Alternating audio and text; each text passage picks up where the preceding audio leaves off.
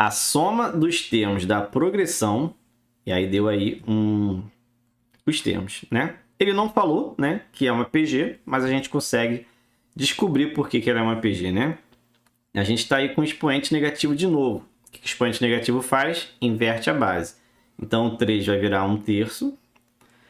O 3 elevado a menos 2 vai ficar 1/3 ao quadrado. Vou deixar assim, tá? E o 3 elevado a menos 3 vai ficar 1/3 elevado a 3. Poderia resolver essas multiplicações, né? Essas potências? Poderia. Mas aqui a gente consegue ver simples também, né? Que aqui, se eu pego 1/3, multiplico por 1/3, eu chego lá no 1/3 ao quadrado. Se eu multiplicar de novo por 1/3, eu vou chegar lá no 1/3 ao cubo. Então, aqui a razão dessa progressão é 1/3, né? E multiplicando. Então, a razão é 1/3 e multiplicando. Então, aqui a gente tem uma famosa PG, né? Uma progressão aí geométrica, tá? E ele quer a soma dos termos, né? A soma dos termos é eu somar todos. Como aqui tem uma reticência, a gente tem uma PG infinita, tá? PG infinita. E uma PG infinita, a gente só vai conseguir somar os termos dela quando a razão for menor do que 1, né? Porque se ele for menor do que 1, esses termos vão diminuindo. Então, esses valores eles vão convergindo para um valor fixo, então a gente consegue somar.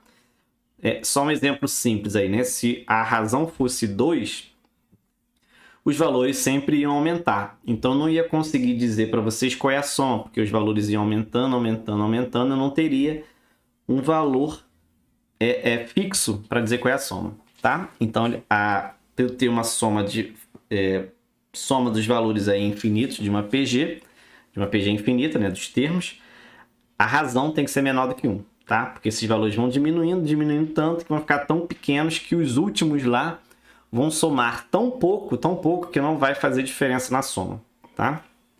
Então, vamos lá. Primeiro, né? Como é que eu descubro qual é a soma dos n termos de uma PG, né? Para quem lembra aí da fórmula, né? A gente vai pegar o primeiro termo, né, que é o A1, vai multiplicar por 1 menos q elevado a n, isso tudo sobre 1 menos q, né? Essa é a fórmula da soma de n termos de uma PG, tá? Essa é a fórmula.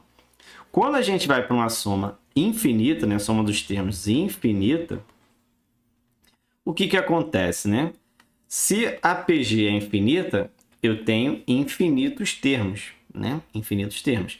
Então, esse n que aparece aqui, ele vai crescer loucamente, né? Vai chegar um determinado momento que ele vai ser muito, muito, muito grande, né? Muito grande.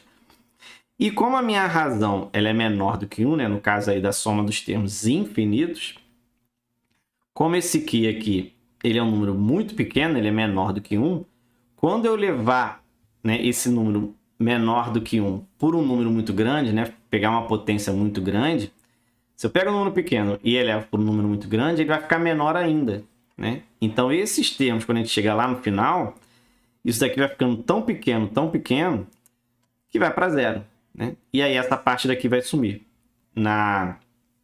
nos termos aí infinitos, sobrando só o número 1. E o A1 vezes 1 é o próprio A1.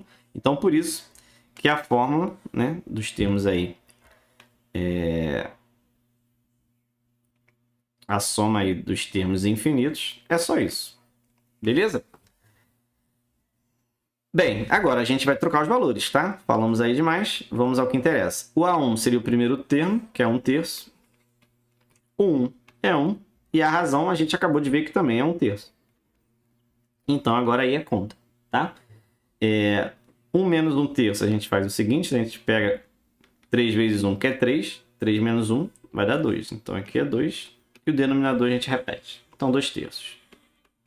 1/3 dividido por 2/3, repete a primeira fração e multiplica pelo inverso da segunda. Não é isso?